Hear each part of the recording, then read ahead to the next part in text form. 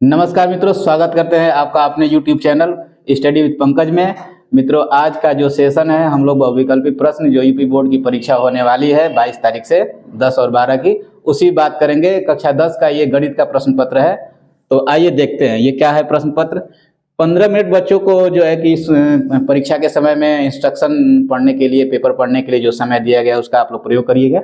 और उसके बाद से देखिए क्वेश्चन है ये मैथ का जो खंड अ में पहला क्वेश्चन है। एलसीएम 60 बता रहा है और एचसीएफ जो है कि 3 बता रहा है और कह रहा है कि पहली संख्या है 12 है तो दूसरी संख्या बताइए। तो एक रिलेशन हुआ करता है इन सबके बीच में, एलसीएम एचसीएफ ये इक्वल होता है पहली संख्या और दूसरी संख्या के मल्टीप्लिकेशन के बराबर होता है। तो एलसीएम 60 दिया हुआ है और एचसीएफ दिया हुआ है 3। पहली संख्या दी गई है 12, दूसरी संख्या हमें ज्ञात करनी है। तो एक्चुअल में इस पे सॉल्व करके दिखाना है नहीं, बस उसमें गोला बना होगा, इस पे सॉल्व करेंगे, जो उत्तर आएगा, जो मान लीजिए दूसरा विकल्प उसमें दिखाएगा, मतलब आपका अगर दूसरा विकल्प अगर आंसर आ जाएगा तो ओएमआर शीट में उसको भर देंगे। तो ये दूसरा ही होगा, 12 5 60 हो जाएगा और 5 3 15, तो दूसरी संख्या हमारी हो जाएगी 15। उसी तरह से दूसरा जो क्वेश्चन होगा,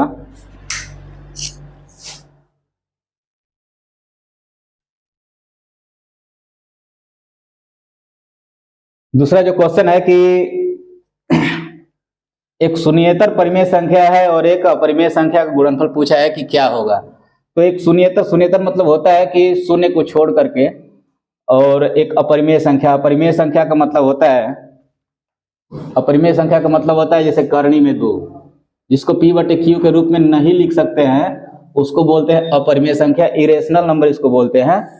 तो बोल रहा है कि क्वेश्चन में बोल रहा है कि एक अपरिमेय संख्या और एक परिमेय संख्या गुणनफल क्या होता है। तो इसको देखेंगे। एक अपरिमेय संख्या मान लीजिए कि करनी में 2 हो गई, √2 हो गई, और एक परिमेय संख्या 1 हो गई, तो इसका सदैव जो गुणनफल होता है, सदैव जो मल्टीप्लिकेशन होता है, एक अपरिमेय संख्या मिलती है, एक इरेशनल नंबर मिलता है। तो इसका जो आंसर हो जाएगा, विकल्प नंबर हो जाएगा आपका, विकल्प नंबर ए हो जाएगा, मतलब पहला हो जाएगा। इसमें पहले वाले पे गोला कर देंगे, जो एमआर शीट बना होगा उसमें ऑप्शन बना होगा कि कौन सा ऑप्शन है, किस पे सॉल्व वो करना है, गोला करना है। इसी तरह से फिर अब तीसरा क्वेश्चन जो है कि तीसरा क्वेश्चन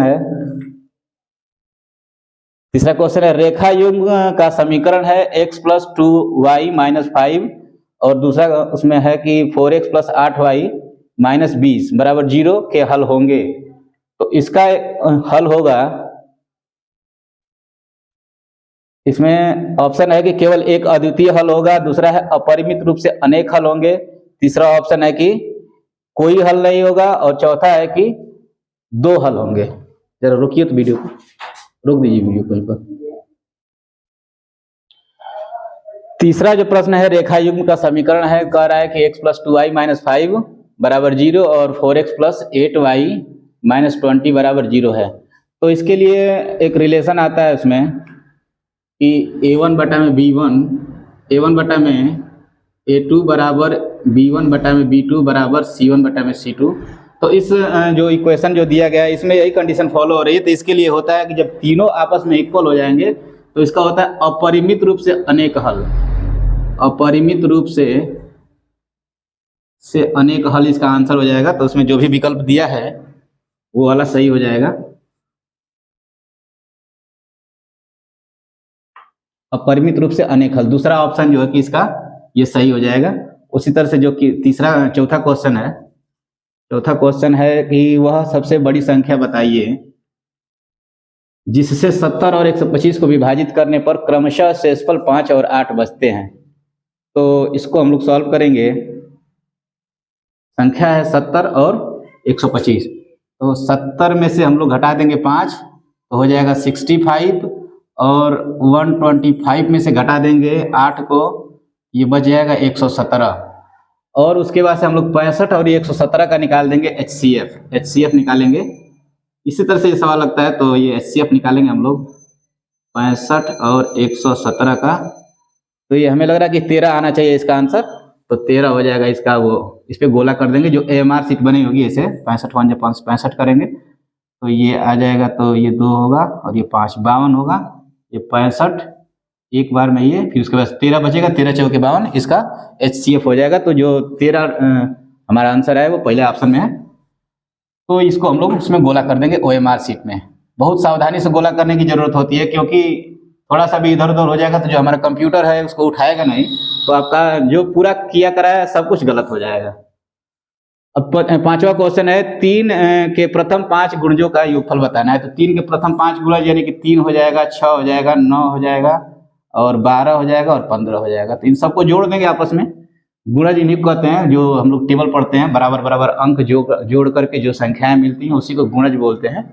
तो 6 3 9 9 18, 18 और 12 30, 30 और 10 40 5 45 हो जाएगा। तो इसका जो 45 जो ऑप्शन है वो वाला सही हो जाएगा, पहला नंबर इसका सही हो जाएगा। उसी तरह से जो छठवां क्वेश्चन है,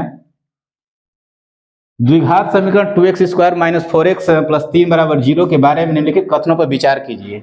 ये प्रश्न है, कह रहा है कि दिए गए समीकरण के विविक्तिकर शून्य से कम है, तो विविक्तिकर जो निकाला जाता है D बराबर डिस्क्रिमिनेंट, इसको इंग्लिश में बोलते हैं, b² - 4ac होता है। तो a का मतलब 2 हो जाएगा, b का मतलब -4 हो जाएगा और c का मतलब 3 हो जाएगा। इसको हम लोग चेक कर लेते हैं। पहला जो विकल्प है कह रहा है कि दिए गए समीकरण के विविक्तिकर जो है कि शून्य से कम है। तो देखते हैं क्या हो रहा है इसमें। तो -4 का स्क्वायर हो जाएगा, फिर -4 गुणे a का मतलब 2 हो जाएगा, b का मतलब 3 हो जाएगा। तो हो जाएगा 3 गुना के 6 चौका 24 और ये हो जाएगा 6 चौका 16 माइनस, तो घटा देंगे तो -8 आ जाएगा, यानी कि ये शून्य से कम है। तो पहला ऑप्शन तो इसका सही हो ही रहा है। उसके बाद से इसमें देखते हैं फिर क्या है। फिर क्या कह रहा है कि समीकरण के कोई मूल वास्तविक नहीं है। सही उत्तर का चयन कीजिए। समीकरण के कोई मूल वास्तविक नहीं है। कह रहा है कि A और B सही है, कि A और D सही है, कि A C और D सही है। तो इसका जो होगा हमारा ऑप्शन नंबर A सही होगा, A और B। A और B में क्या है कि समीकरण के कोई मूल वास्तविक नहीं है। तो पहला तो सही है, दूसरा भी इसका सही हो जाएगा। उसी तरह से अगला क्वेश्चन है, हाँ, AOBC का एक आयत है जिसके 3 शीर्ष है, O3, O नंबर है O3 03 है और 50 है। तो इसको हम लोग बनाएंगे ऐसे, ये बनेगा। ये आयत हमारा हो गया AOBC।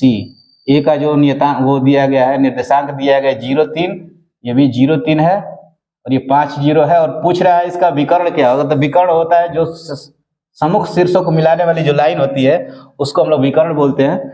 तो हम लोग इसकी लेंथ निकाल देंगे। एक सूत्र हुआ करता है D बराबर √ होता है सूत्र x1 - x2 का होल स्क्वायर, y1 - y2 का होल स्क्वायर। तो x1 0 और y1 5 हो जाएगा, तो इसका स्क्वायर करेंगे तो 25 हो जाएगा। फिर प्लस उसके बाद ये हो जाएगा 3 का स्क्वायर, तो 3 का स्क्वायर हो जाएगा, सॉरी माइनस होता है बीच में, इसमें 3 का स्क्वायर कर देंगे तो 9 हो जाएगा, घटाएंगे तो 16 हो जाएगा। 16 का जो हम लोग स्क्वायर रूट निकालेंगे तो 4 हो जाएगा। 4, ये चौथे नंबर में जो 4 है, विकल्प नंबर इसका 4 सही हो जाएगा। उसी तरह से फिर अब देखते हैं 8वां नंबर क्वेश्चन जो है। 20 क्वेश्चन मिलेंगे मित्रों। 8वां नंबर क्वेश्चन है, कह रहा है कि 1 मूल -1/2 है और तो k का मान बताना है। इस समीकरण में 1/2 x की जगह पे रख देंगे। मूल का मतलब होता है आंसर। जो भी द्विघात समीकरण दिया गया उसका एक मूल है 1/2, तो उसमें x की जगह पर रख देंगे 1/2। 1/2 का स्क्वायर करेंगे तो 1/4 होगा। मित्रों हम इसको शॉर्टकट इसलिए कर रहे हैं क्योंकि परीक्षा में उसमें सॉल्व करके दिखाना नहीं है। ये काम जो भी आप लोग करेंगे रफ कार्य करेंगे, क्योंकि इसमें रफ कार्य दिया गया होगा करने के लिए जगह, उसमें करेंगे। इसमें सॉल्व करके दिखाने की जरूरत नहीं है, बस डायरेक्ट आपको ऑप्शन में वो ट्रिक करना है। इसलिए मैं इसको डायरेक्ट हल कर दे रहा हूँ। k × 1/2 हो जाएगा, फिर उसके बाद से -5/4 हो जाएगा, बराबर 0 हो गया। k का मान बताना है, तो ये k बराबर हो जाएगा 5/4। उसके बाद से ये -1/4, तो ये घटाएंगे तो हो जाएगा 4/4, मतलब हो जाएगा 1। तो ये हो जाएगा, सॉरी यहाँ पे k 1/2 है। तो फिर आगे यहाँ पे सॉल्व कर लेते हैं। तो ये हो जाएगा k का मान हो जाएगा, k का मान हो जाएगा 2, k का मान 2 हो जाएगा। तो ऑप्शन नंबर इसका A सही हो जाएगा, सॉरी 1 सही हो जाएगा ऑप्शन नंबर, जिसमें 2 इसका आंसर है। अगला क्वेश्चन हमारा होगा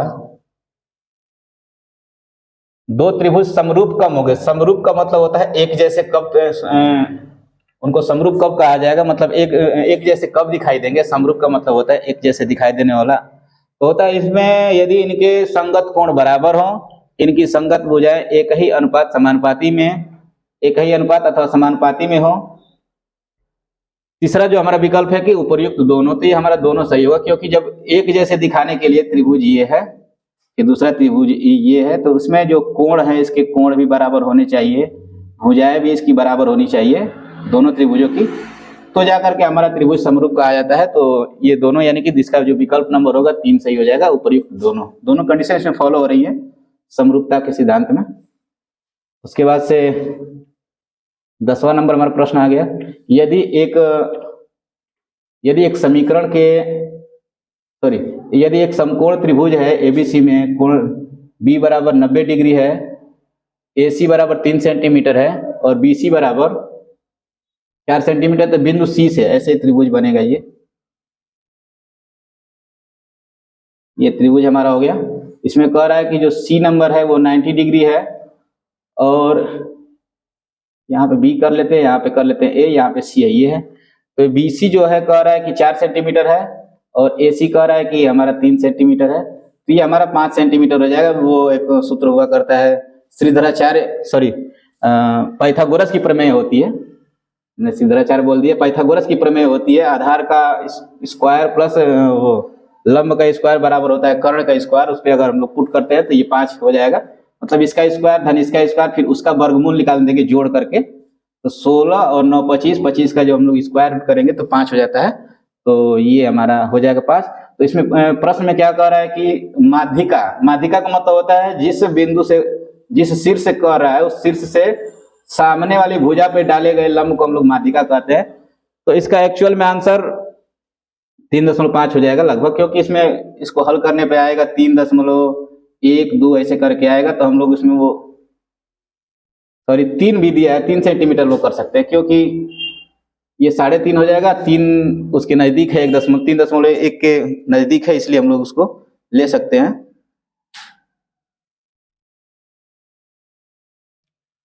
इसको सॉल्व करते हैं, देखते हैं थोड़ा सा, क्योंकि डाउट है। ये ऐसे त्रिभुज है हमारा, ये 5 हो गया, ये 4 हो गया, ये 3 हो गया, ये 90 डिग्री है। तो माध्यिका ये जो है हमारा, इसको आधा आधा कर देगा तो हमें ये 2.5 मिल जाएगा। 2.5 ऑप्शन में है, ये 2.5 हो जाएगा, 2.5 हो जाएगा इसका, यानी कि ऑप्शन नंबर ए इसका सही हो जाएगा।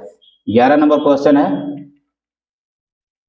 Sine theta minus cos theta बराबर 1, तो साइन पर 4 थीटा प्लस कॉस पर 4 थीटा बराबर का मान बताना है। तो ये हम इसको सॉल्व कर सकते हैं ऐसे, इसका स्क्वायर कर देंगे, तो स्क्वायर करेंगे तो हो जाएगा sine square theta plus cos square theta और -2 साइन थीटा कॉस थीटा बराबर 1 हो जाएगा। तो इतने का मान होता है 1 -2 साइन थीटा कॉस थीटा बराबर हो जाएगा 1, तो 1 से 1 कट गया, तो इसको हम लोग करेंगे तो ये हो जाएगा साइन थीटा, इसको हम लोग बोल सकते हैं साइन 2a का ये वैल्यू होता है, साइन 2 थीटा का, साइन 2 थीटा का मान होता है, तो ये 0 हो जाएगा, माइनस को भेज देंगे 0 के बटे में, तो वो 0 हो जाएगा। तो साइन 2 थीटा का मतलब कि ये जो 0 अंश मान है थीटा का हमें मिलेगा 90 डिग्री, थीटा बराबर 90 डिग्री मिलेगा। कंपैरिजन करके ऐसे साइन ये 90 डिग्री का मान होता है, साइन ये 0 अंश का मान होता है, साइन ये 0 अंश का मान होता है, तो थीटा बराबर हमें 0 होगा, तो इसमें रखेंगे 0, इसमें जब 0 रखेंगे तो साइन 0 अंश का मान 0 हो जाएगा, उस पर 4 घात और प्लस कास यहाँ पे 0 रखेंगे तो ये हो जाएगा कास 0 अंश का मान 1 होता है, तो 1 पर 4 घात, यानी कि कुल मिला के मिल जाएगा ऑप्शन नंबर ए। 1 का कऊ घात अगर कितने भी घाते अगर करते हैं तो उसका मतलब 1 ही होता है, तो इसलिए इसका आंसर हो जाएगा ऑप्शन नंबर 1। उसी तरह से जो अगला क्वेश्चन है, साइन 2a बराबर 2 साइन a तब सत्य होगा जबकि a किसके बराबर होगा, तो साइन 2a का जो सूत्र होता है 2 sine a into cos a, उसके बाद से 2 साइन a है, तो साइन a से साइन a कट जाएगा तो बचेगा 2 कास a, इधर 2 है ये, तो 2 से 2 भी कट जाएगा तो बचेगा 1 तो काश में कितने अंश का मान होता है 1, तो काश में 0 अंश का मान होता है 1, इसलिए ऑप्शन नंबर इसका 1 सही हो जाएगा। उसके बाद से फिर अगला क्वेश्चन देखते हैं। tan थीटा बराबर 4 tan थीटा बराबर 3 बता रहा है, तो कह रहा है कि 4 sin theta minus cos theta बटा में 4 sin theta plus cos theta किसके बराबर होने वाला है, ये तो उसको हम लोग सॉल्व करेंगे। तो यहाँ पे हम लोग tan थीटा बराबर करेंगे अगर तो 3 बटा में 4 हो जाएगा, और एक ये त्रिभुज बना के देख लेंगे तो लंब बटे आधार का रिलेशन होता है, तो ये 5 मिल जाएगा। तो उसमें कह रहा है कि 4 sin थीटा, तो sin थीटा बराबर निकालेंगे तो लंब और कर्ण मिलेंगे, यहाँ पे 4 इंटू लंब का मतलब हो जाएगा 3 और कर्ण का मतलब हो जाएगा 5, फिर माइनस काश का मतलब होता है आधार बटे कर्ण, तो 4 बटा में 5 हो जाए, 4 बटा में 5 हो गया। उसी तरह से ये वही चीज लिखना है, 4 इंटू 3/5, बीच में प्लस का केवल चिन्ह है, फिर 4/5। इसको करेंगे तो 12 में से 4 घट जाएगा तो 8 बटा में 5 होगा। उसी तरह से करेंगे तो ये 12 और 4 16 हो जाएगा, 16 बटा में 5, तो 5 से 5 कट गया, तो ये 1 बटा 2 आ जाएगा। 8 बटा 16 का मतलब होता है 1 बटा में 2, 1 बटा में 2 हो जाएगा। तो ऑप्शन नंबर इसका 3 सही हो जाएगा। उसी तरह से अब 14वां नंबर जो क्वेश्चन है हमारा 14th नंबर, देखते हैं क्या है इसमें। हाँ, sec theta plus tan theta into 1 minus sine theta का मान क्या होगा, इसको सॉल्व कर लेते हैं। सेक थीटा को चेंज करेंगे तो 1 अपान कॉस थीटा लिख सकते हैं इसको, plus sine theta upon cos theta into 1 minus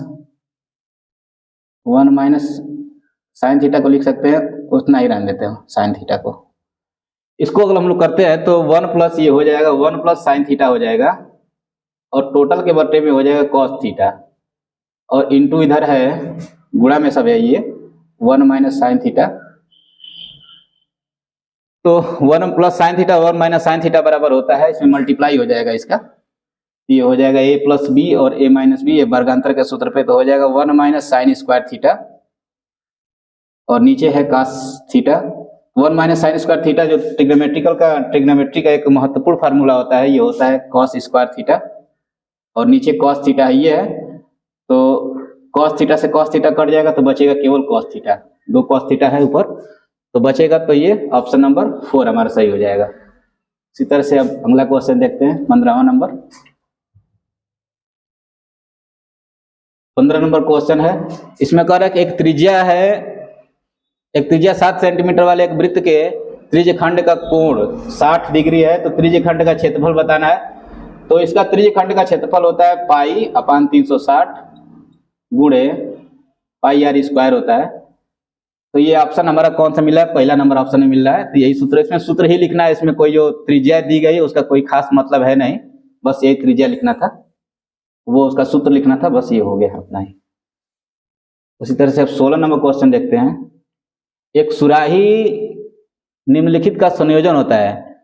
एक सुराही ऐसे बनती है, सुराही में क्या क्या होता है, कह रहा है कि एक गोला होता है, एक बेलन होता है, एक अर्धगोला, तो इसमें अर्धगोला नहीं होता है, इसमें एक गोला और एक बेलन होता है, 2 अर्धगोले होते हैं, 2 इसमें अर्धगोले नहीं है, एक बेलन और एक शंकु, शंकु ऐसे बनता है तो शंकु इसमें नहीं है, शंकु ऐसे बनता है तो शंकु इसमें नहीं है, तो पहला ऑप्शन इसका सही होगा, एक गोला और एक बेलन इसमें समाहित है, इसके इनके संयोजन से ये बना हुआ है। 17 नंबर क्वेश्चन देखते हैं। 1 से 10 तक की धनात्मक विषम संख्याओं का माध्य होगा। 1 से 10 तक की धनात्मक विषम संख्याओं का, तो 1 हो जाएगा 1, उसके बाद से 3 हो गई, 5 7 9, इन्हीं को जोड़ना है, तो 9 1 10, 7 7 10, 7 3 10, 10 5 15। माध्य का मतलब होता है मतलब total number of sum of data, sum of आंकड़ा, number of summation of N upon नीचे होता है नंबर ऑफ एन, मतलब उनके आंकड़ों की संख्या। तो इसको जोड़ेंगे तो हो जाएगा 9 1 10, 7 3 10, 10 20 5 25, 25 बटा में हो जाएंगे कितने आंकड़े हैं, तो 5 आंकड़े होंगे, तो 50 25, ऑप्शन नंबर इसका 4 सही हो जाएगा। OMR शीट में 4 पे भर देंगे।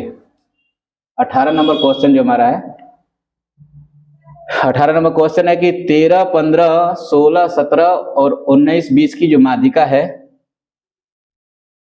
इसकी माध्यिका बताना है। तो माध्यिका का मतलब होता है कि पहले इसको आरोही क्रम में लिखना होता है, बढ़ते क्रम में, तो आरोही क्रम में ये है ही पहले से ही। तो इसका अगर देखते हैं कि इसमें कितने आंकड़े कितने दिए गए, तो 1 2 3 4 5 6 है। तो नंबर n का मतलब 6 आ गया, यानी कि एक सम संख्या आ रही है। तो सम संख्या के लिए एक फार्मूला का यूज होता है, n/2 प्लस n/2वां पद होता है, फिर प्लस उसी तरह से होता है n/2 प्लस 1वां पद, अब बटा में होता है 2। तो n का मतलब होता है 6, यानी कि तीसरा पद, 1 2 3 16 हो जाएगा, और 6 प्लस 1 यानी कि चौथा पद हो जाएगा। तो 16 और 17 का जो हम लोग योगफल निकालेंगे, 16 प्लस 17 और बटा में 2 है, तो ये होगा 16 6 7 13 33 हो जाएगा। 33 बटा में 2, ऑप्शन नंबर इसका 3 सही हो जाएगा।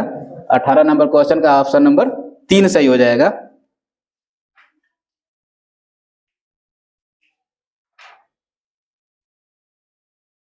उसके बाद से 19 नंबर क्वेश्चन देखते हैं। अब खत्म होने वाला है बहुविकल्पी का क्वेश्चन ये। आज हम लोग केवल बहुविकल्पी प्रश्न पे बात करेंगे, क्योंकि ये पहला दिन है, सेटअप पता नहीं कैसा होगा।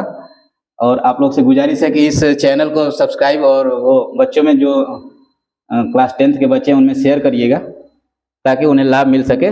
और हम लोगों अगर अच्छा प्यार मिला तो हम लोग रोज यूपी बोर्ड की जो क्लास 10th और 12th की सारी विषयों की हम लोग प्रैक्टिस सेट लेके आएंगे, और पूरा प्रूफ के साथ हम लोग करवाएंगे, और सभी क्वेश्चन को करवाया जाएगा इसमें। तो एक रिलेशन होता है बहुलक और ये माध्य, और उसके बाद से माध्यिका के बीच में एक रिलेशन होता है। उस रिलेशन को लिख लीजिए। रिलेशन ये होता है कि बहुलक बराबर होता है 3 गुणे माध्यिका माइनस 2 गुणे माध्य। बहुलक को मोड बोलते हैं, इसको बोलते हैं मीडियन। मीडियन गुणे 3 माइनस 2 इंटू माध्य होता है, तो